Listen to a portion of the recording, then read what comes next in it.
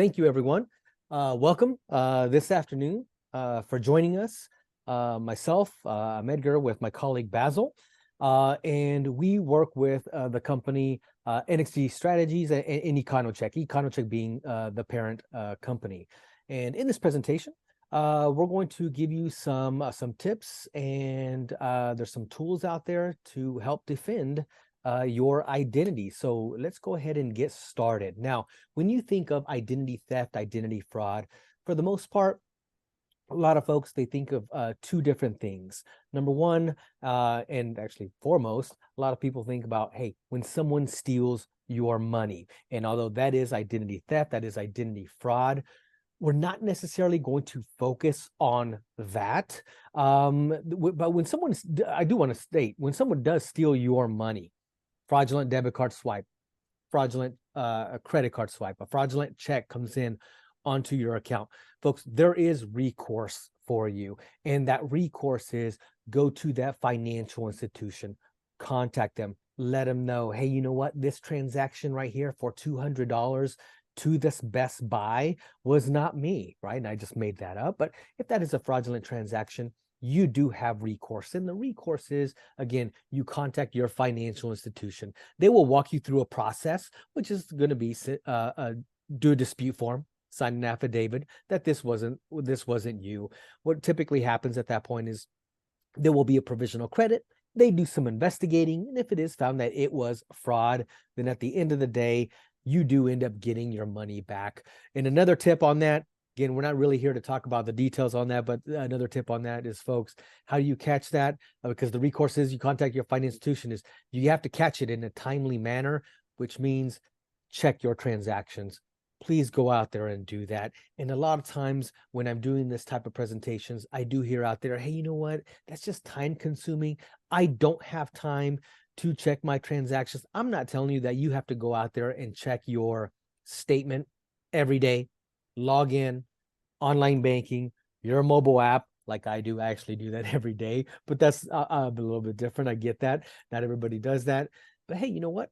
What about every 2 weeks, right? Or at the end of every month, your statement cut, whether you do this online e-statements or whether you still get a paper statement, folks, make the time. This is your money. Make the time. It's not going to take that long. 5, maybe 10 minutes at the most, just to go through the transaction. Yes, this was me, right? None of it was fraud. You do have recourse. Again, contact your financial institution, but you do have to catch it in a timely manner. So please do that. Make the time. All right. But here is what myself and my colleague Basil, what we do want to talk about. And that's providing some tools, some information, some guidelines on if someone is out there and they steal your PII, that's your personal identifiable information, for personal gain. Now, why would they do that? Maybe their credit is shot, this fraudster, and they're looking for a loan. They're looking for credit. Utilities. You know what? They need to rent, lease something. And again, they just don't have that credit. So what they do is they end up stealing someone's information. And that other information, maybe they have good credit. So personal gain, maybe for a credit, for a loan. Passport, to purchase a gun. Sometimes they use that as an example. And the reason why is, folks, if you are a convicted felon, right? Law, it is a federal law. If you are a convicted felon, you can't legally purchase a gun. So what happens sometimes is someone will steal someone's information, use that information, posing as them to purchase a gun. So there's different forms of fraud out there. That's just some of the examples. But again, that's what the focus of this presentation is going to be. When someone's using your information for personal gain, your PII, personal identifiable information. I want to start off with a question. Now, I can't see you folks. I know you can see me. Some of you can see me. If not, if you have this by video, not just by phone. But a question is, has anybody out there been a victim of identity theft? If you have, go ahead and raise your hand. All right. I'm going to ask it again. Has anybody out there been a victim of identity theft? And those of you that did not raise your hand, I want everybody on this webinar to raise your hand. Everybody should be raising their hand. because all of us, folks, I promise you, all of us, we've been a victim of identity theft. Not necessarily fraud yet, but theft, yes. Now you may be thinking to yourself, well, what do you mean? Hey, what does this presenter Edgar mean that I'm already a victim of identity theft? Because what that means is the bad guys have my information. When I say bad guys, I'm talking about the fraudsters. That means that the fraudsters already have my information. Well, how does Edgar know? How do I know that that is the case? Folks, it's called corporate data breaches. If you have ever been a part of any corporate data breach, yes, unfortunately, the bad guys have your information. The fraudsters have your information. It is in their hands. They may not be using it yet. Okay, that's fraud, but they do have it. Corporate data breaches like the Target breach, Home Depot breach, Equifax breach, Delta Airlines, Marriott. By the way, those are my 5. I've been a part of all 5 of those breaches, right? That I've been informed of. There's probably more, but I've been informed of. And besides these right here, I mean, let's look at the AT&T one. By the way, AT&T, this is an old information here. AT&T went through their breach, another breach again. I believe they sent out notification late last year about the October timeframe. So they just went through their second breach, folks. Unfortunately, they haven't. And if I'm not mistaken, I think Google just went through another breach here recently. So Chipotle, Wendy's, Michael's, Anthem, Blue Cross Blue Shield, and so on and so on. Unfortunately, yes, they have your information. And if that is the case, then what can we do? What can I do to protect myself? What's some advice? And here's what we want to do. We do want to give you some advice. At a minimum, here's what I'm looking for. These items right here. Credit monitoring, dark web monitoring, right? Access to a score report, identity theft resolution. My colleague Basil is going to be talking more in detail about that. That's his field of expertise, expense reimbursement, and also, hey, who's all covered with this program that I just signed up for? Is it just me? Is it account owners and so on and so on? But at a minimum, these are the things that I'm looking for. Let's begin. Let's begin with the credit file monitoring. Now, why this is important? Well, let me ask you a question. If somebody was to run your credit right now, how would you know? How would you know that it's you? Okay. Well, first of all, if you are applying for a loan, right, they're going to run your credit. So you know that they are doing that, right? And that's fine. That is fine. But what about if it's not you? Well, if it's not you, then it's fraud. And if you don't have credit file monitoring, then and somebody's running your credit, then you have no idea that it's happening. You find out actually when it happened, when it's too late. I want to give you a real world story of something that happened to me. And I'll tell you exactly when it was, because I do have credit file monitoring. Okay, it was caught. It was fraud. It happened back on September 4th in 2023. Okay, so almost a couple years ago. I got 3 dings. Got 3 emails. Also enable text. So 3 text messages. All right. Now, when you receive, you can sign up for email. You can enable text message as well. Okay.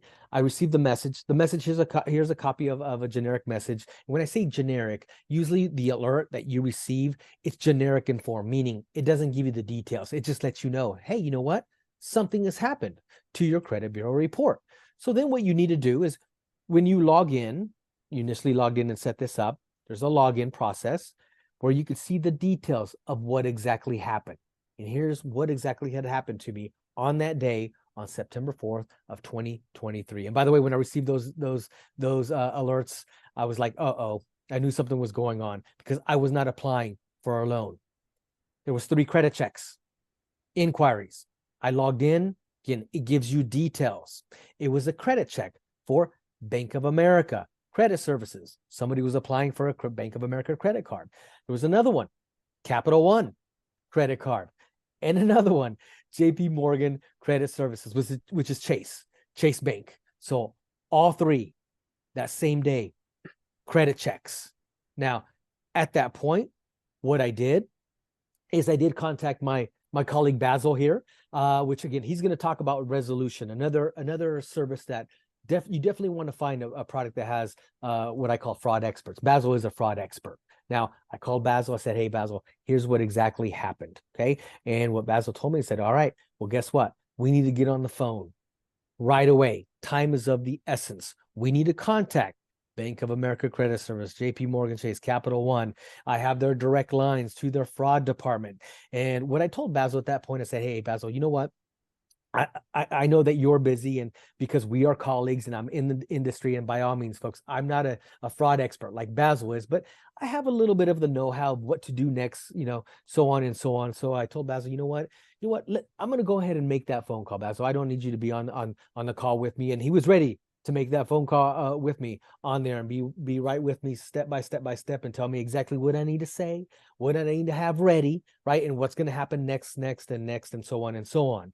But again, I was like, you know what, Basil, I think I'm okay. Let me go ahead and make that initial phone call. And if I have any questions, I'm going to give you a call back. Okay. But most people are not like myself. Okay. And what I mean by that is, again, I work for this company. I have a little bit of know-how of what to do, but most of us folks, we don't. If I didn't work for this company, I would have said, absolutely, Basil, handhold me from start to finish. Again, more details to come on the resolution at that point.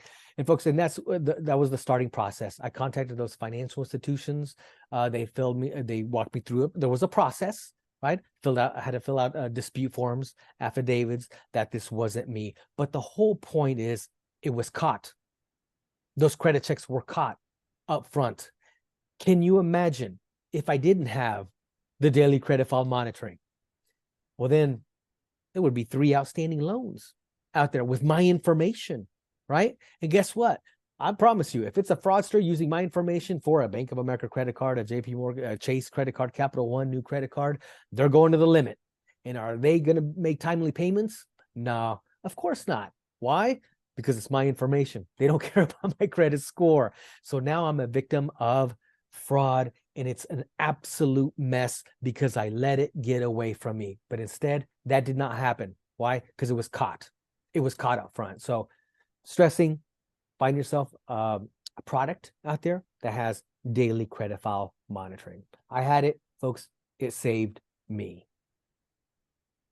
Let's talk about another monitoring service that I would be looking for, and that's dark web monitoring. So give a little bit of a highlight of the 35,000 foot view of what the dark web is. First of all, the dark web it's the internet. Okay, it's a special internet. I call it a special internet because when someone's out there on the dark web, it's hard to be tracked. It's hard to be followed. And if that is the case, well, guess what the bad guys have figured out? And once again, when I say bad guys, I'm talking about the fraudsters. Guess what they figured out? They figured out, well, if it's hard to be tracked, followed out there on the dark web, or that's where they like to sell your information out there on the dark web. And if you have activated the dark web monitoring and your information starts moving out there on the dark web, that means it's being sold, by the way. If your information starts moving out the dark web, it means it's being sold. You're going to know about it. If you have dark web monitoring, you're going to receive an alert. It lets you know. And that alert will give you some details on what to do next, right? Change some usernames, some passwords, or some things going on. Your information is moving out there on the dark web, means being sold. If the fraud is in depth, what would you do next, folks? At this point, guess what? I'm going to need the help from my fraud expert, Basil, when it comes to that. Again, more details to come on that here in a moment. But another feature that I'm looking for at a minimum is dark web monitoring as well, besides the credit file monitoring. Look for a program that gives you access to a score, and the and is important, and a report. Folks, there's a lot of programs out there that give you access to a score. I get that. I understand that. A lot of different programs. And that's good. That is a good thing, because when there is a drastic change to your credit score, something's going on. There's just something that's a telltale sign that, you know what, you need to look into a little bit more detail on what exactly is going on. Because when some of these companies, when they give you access to a credit score on a monthly basis, yeah, your score, when you refresh it, might change up and down a couple points here and there. And that's normal. It really is. And the reason why that's normal is because of loan balances. And that's okay. But if there's a drastic change to your credit score, there's something else that's going on. It might not be fraud. It might be that you applied for multiple loans, right? It might be that you just paid off. Something happened, you paid off a bunch of, a couple of loans, and there's a drastic change to the score. So it might not be fraud, but if there's a drastic change, look into it. We need to look into it. How do you look into it? By looking at your credit bureau report. That's why that is important to also have. Line item by line item by line item. Yep, this is my loan. Sure enough, yep, this is my loan as well. Hey, you know what? This loan right here, that is not my loan. You only catch that if you have access to your credit bureau report, not just your credit score. So that's why the and is very important. Look for a program, okay, that gives you access to your score and also your credit bureau report. Now let's talk about fully managed recovery, which is your private advocate. Again, I call them fraud experts. Okay. And here's what I want to do for right now. I actually want to turn this over to my colleague Basil. He is one of these experts for the company that we work for. So Basil, I will turn it over to you. Yeah, hi everyone. Thank Thank you you for the time, and I just want to kind of go over the fully managed recovery process. There's essentially six steps. Now, obviously, the process will deviate from these six steps depending on what the situation is. Number one is the fraud detected. Obviously, what that means is when you find out that there is a text message, email, letter that was sent to you regarding fraud, we identify that, and then we assign an expertly dedicated case manager to walk you through the entire process. They'll create an incident report, which will detail a list of steps that you can take together to resolve the identity theft situation, which goes into number 4, which is our recovery plan. Number 5, after we've resolved all the initial fraud, we'll help establish fraud alerts, activate the credit file monitoring, the dark web monitoring, or all the components of the monitoring that haven't been activated already. Obviously, the credit file monitoring is a critical, important first step to identify the fraud. And of course, step number 6 is the identity restored, which is what most people are concerned about. That could include follow-ups, making sure that all the creditors that we contacted have been made aware that the fraud has been resolved, obtaining letters indicating that the fraud has been documented, and then also we perform 3-month, 6-month, even 12-month follow-ups. So in essence, that is the entire process in a nutshell. Like I said, sometimes it can be a little bit more complicated than that, depending on what type of fraud we're dealing with, what the situation is, what the schedule is of the actual victim. But all of that is customizable. And we essentially work as an advocate for our members to make sure that we're satisfying every single one of their wants and needs. All right. Thank you for that, Basil. Greatly appreciate that. And one of the things that you said on that was just that just hits it really hits home here is you said we work on this together. So I should preface, when this is one of the features that I'm definitely looking for. If you're looking at different products out there, I would make sure that it's not a self-help kit. There's programs out there that, hey, if you're a victim of fraud, we're going to send you a self-help kit, right? Step by step by step. This is what you need to do.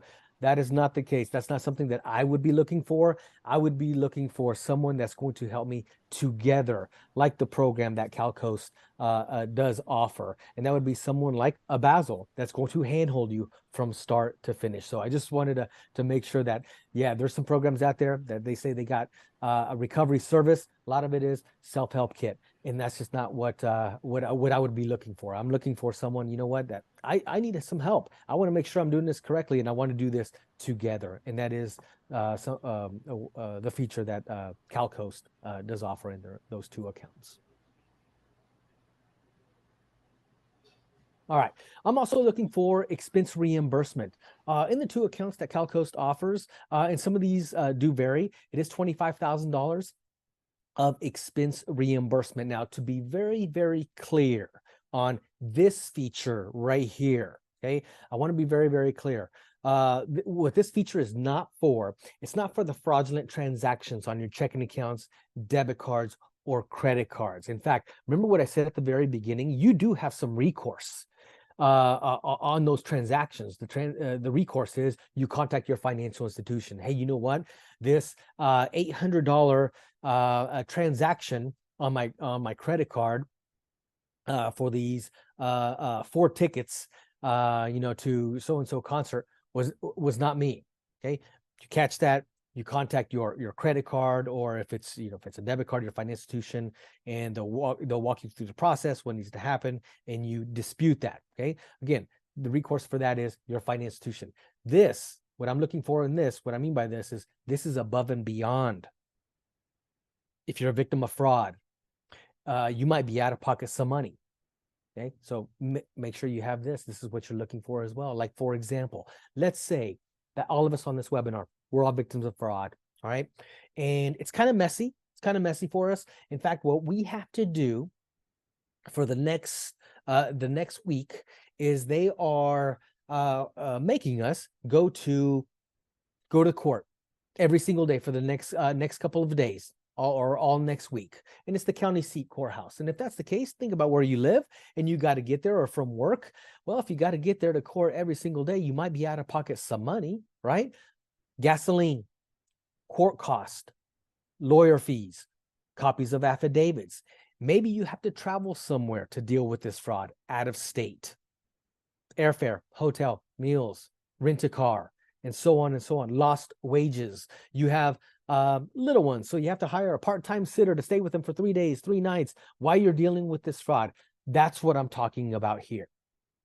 If you're out of pocket some money dealing with that fraud, folks, keep all of those receipts and get reimbursed. For the most part, the vast majority of these programs, it is a reimbursement. Keep those receipts and get reimbursed. The reimbursement process, you would contact your financial institution, the account that you have this with, and they will let you know what is the next step with regard to this, which is keep those receipts, right, and get reimbursed. Because if you don't have this program right here, everything that I just mentioned there, nobody's going to give that back to you. Unfortunately, you will be out of pocket while you're dealing with this fraud, unfortunately. But if you do have this feature right here tied to that, tied to your program, guess what? Get reimbursed. Okay, get reimbursed.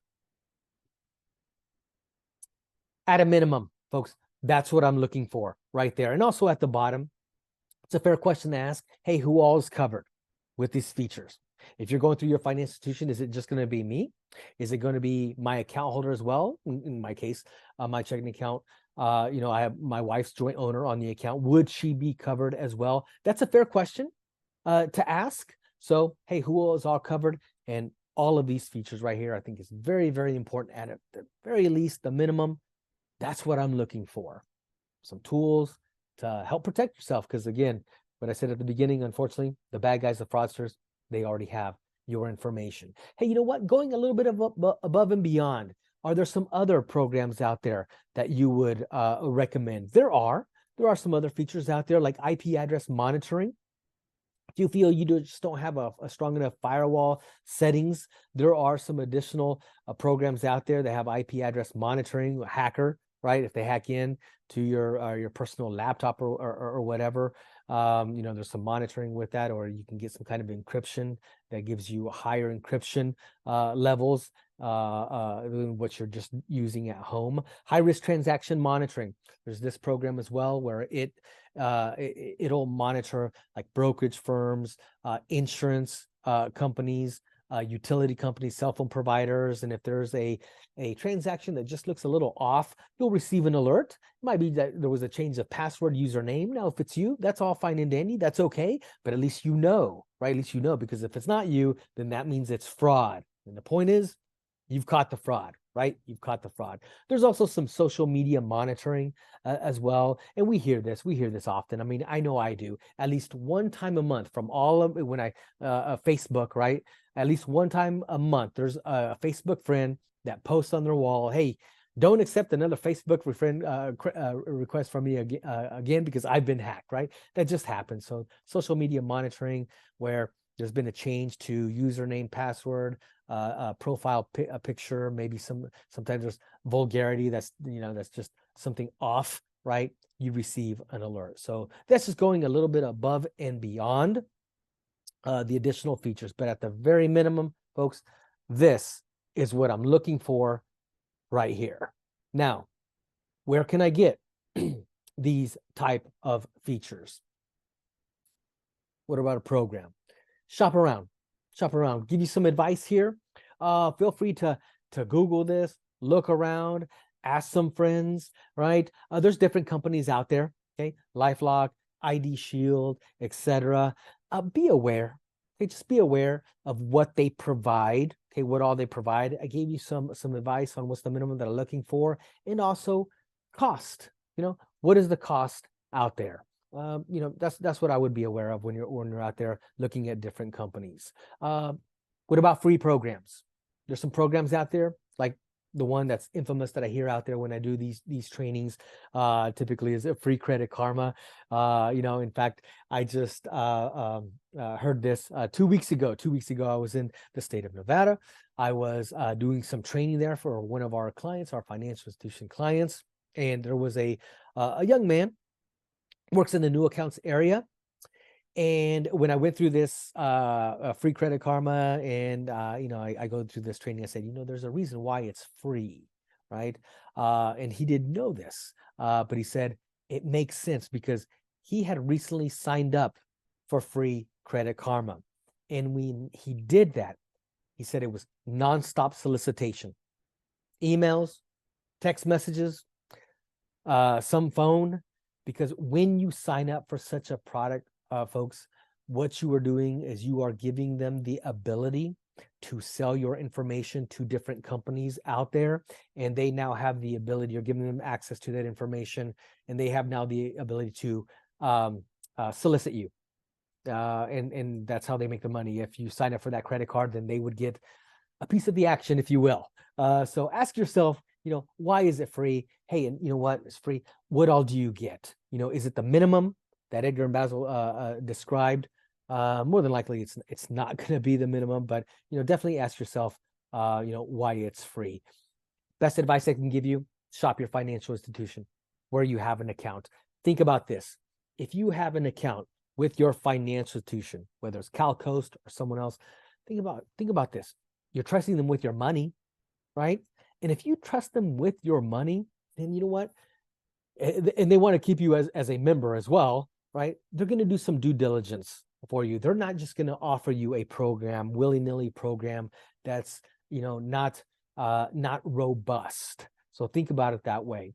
And also, I will say this: financial institutions, they go through scrutiny as far as regulation go. They have to maintain the highest levels of security. They just do. There's a couple of reasons for that.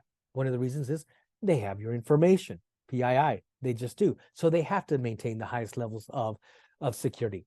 They also have access to your money, right? So you trust them with that. Guess what?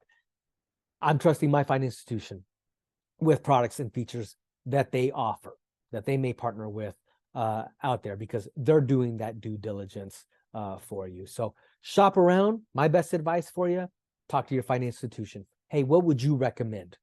Do you have a feature? If you don't, what would you recommend out there? So that's the best advice that I can give you. So folks, this concludes what I wanted to cover, what Basil wanted to cover. So what we would like to do now is we would like to go through the Q&A. Well, Edgar, Basil, thank you so much. That was a lot of great information, and I think we probably can spend hours talking about how to protect ourselves, how our members have been affected by identity theft. It's just a problem that we want to be ahead of, and unfortunately, I think fraudsters are even one step ahead of us. But by having this education, informing our members about how to protect themselves is how we at least try to minimize the damage, right? Knowing the things that you can do as a member to protect yourself. But and Edgar, great advice. Go talk to your financial institution and ask them what they recommend ways to protect your identity. You know, we have at CalCoast and as most financial institutions, we have a lot of security features with your online banking, with alerts, whether that be phone calls or text alerts. Um, and some other ways that banks and credit unions put in place so that you can feel that your accounts are protected. But it's a good idea to go talk with your financial institution and find out what other services are they offering to protect your account from and yourself from identity theft. So as a reminder, everyone, please use the Q&A or the chat if you have a question. We're going to be going through some questions. So if you have a question, feel free to put those in there. So let's get started. We have a question in here is, I have my credit frozen with 3 bureaus. I'm certain my PII is out there, as I've recently received letters from banks saying they cannot grant me a credit card due to my credit being frozen. So freezing my credit appears to be working. Is there anything else I can be doing to protect myself and stop scammers? Yes, dark web monitoring. The dark web monitoring doesn't the credit freeze, fantastic. It's working, right? It's working there. One of the other features that I said out there that I would be looking for is the dark web monitoring as well. If you freeze your credit, fantastic. That's great. But your information can still get out there on the dark web. And remember, that's where they like to sell your information. So I would be looking for a product out there, a program, a checking account that can offer the dark web monitoring. That's good advice, Edgar. You know, I have this service here at CalCoast where I put in for dark web monitoring, and I'll get emails if they've found some of my information out in the dark web. So we're supposed to put specific information that they're monitoring, not just the name and maybe a social security number. Is there anything else that we should be putting as a listing uh, as information that could be compromised in the dark web that we'd want to have your service monitor? Yeah, I would definitely put out there what you just mentioned, and on top of that, driver's license number, passport information, account numbers, usernames, your phone and emails. Email. Yeah, that's so remember the only way they can monitor your information on the dark web is for you to give them the information to monitor. So you That's right. have to actually go in and list all these different things. And here's a crazy thing. I even heard and I don't know where I heard it, is even your SCG&E account number or your gas and electric account number. Is there any truth to that? I mean, is that something that would be helpful? Yeah, absolutely. Utilities, sure, absolutely. Because again, as I mentioned before, sometimes there's folks out there that, you know what, their credit is just it's just bad, and they can't even, have utilities because of that. So they use someone else's information. So yeah, you bet. Yeah, I have my email address in there, driver's license number. So yeah, so you got to put that information to have that dark web monitoring. Let's see. So thank you very much for that information. So another question is, what should you do when you get in the mail bank or credit card offers for balance transfers? Because in our neighborhood, uh, went through the mail is being stolen. So what do you do when you get those? Well, when you get those, you need to shred them. And if there's and if you need to contact whomever it came from, contact them direct, that financial institution, to, hey, stop the solicitation some way, somehow. You can try that avenue. but definitely shred that information. Absolutely, because you are correct, and I know what you're getting at. You're getting at, hey, what about if somebody goes into my mailbox, right? And I've been pre-approved, right? Anyway, they can try to get some information. That's why that daily credit file monitoring is pretty important to catch in case somebody did steal some of that information from your mailbox and now has applied for a loan with your information. Excellent, thank you. Another question is about a small business. What are some things we can do to protect our identity of our businesses? We work on the personal side is what we work on. As far as the business goes, if there's programs out there that have like the dark web monitoring, and I'm confident that there is, but again, we work on the personal side, but that's something that I would be looking for. If there's something that monitors business addresses, right? The business name, URLs from the business, phone numbers from the business. I'm confident I could tell you off the top of my head what a program out there would be that has that, but I'm confident there's a program out there. It would be run it around the same way that you would for yourself, only it's for the business. Yeah, no, Right. absolutely. And what I was going to add, Edgar, as a small business owner, a lot of times our small business owners have personal information intertwined with their business. So they may be using their own social security number, their own email address, their own physical address. So having the credit file monitoring, having those things monitored and protected, that would make a difference in the business being targeted. And it would certainly help. Excellent. Another question came through in the chat. How do we get in touch or access these services? What I would recommend, if you're interested in the extra value checking at CalCoast, which includes the credit monitoring, and then we also have our ultra performance checking account, which also includes the credit monitoring. I can put my information in the chat or some of the emails that you received for this webinar. If you reach out to me, and I can connect you with a CalCoast representative and can kind of go over with you how to set it up and start protecting your identity. I personally have it, and I get an email every month letting me know if there's been I guess the health of my credit, so to speak, it hasn't been compromised or nobody's tried to access it. But in the event that I do apply for a loan, I'll get a notification saying, hey, a new account has been established on your credit report. And if it's me, then obviously I feel comfortable with it. Fortunately, I haven't had anywhere that it wasn't me. But it's good to know that's working. Those alerts are working, that when I did apply for a loan recently, that I did get a notification. So I know that it's working. And you do have access to your credit report. You can access your credit report when you have this service. In addition, I would highly recommend you check all your credit reports. Check all three bureaus, because not all information is reported equally to each one of those bureaus. And so there might be information that's reported on one but not the other. There might be misinformation. There could be fraudulent information, fraudulent accounts set up that might not show on Experian, but maybe it shows on Equifax or TransUnion. So we recommend that you at least check each one of those credit bureaus at least once a year to check not only for accuracy, but secondly, to check for any potential fraudulent accounts opened up in your name. And that way you can get ahead of it versus finding out when you're applying for something that you really need, such as a home loan.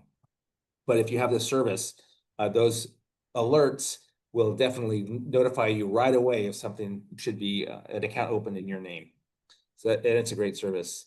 Another question that came in: is the financial industry doing anything about being able to clear up these issues or preventing them in the first place? I would say there's a lot of collaboration between the banks and credit unions and financial institutions with their practices and trying to prevent identity theft. They have procedures in place whenever they open an account, the Know Your Customer a program where they make sure that they're identifying every person coming in to open an account or to establish a loan. We're constantly training our staff on ways to identify any type of fraud happening or impersonations, customer impersonations. We have a team on the back end in our fraud department that's constantly updating our protocols for detecting fraud and letting our customers know if there's potentially fraudulent transactions or activity on their account, using AI and using some of these technologies so that we can be ahead of the fraud and so that we can minimize not only the loss to our members, but minimize the loss to us as well. So there's a lot of collaboration constantly being going on between all the financial institutions to be ahead of this identity theft and training, not only training our staff, but also educating our members. And that's what we do is we at least like to do education on identity theft, on cybersecurity, ways that you can protect yourself. So always keep an eye out for those opportunities for webinars or workshops.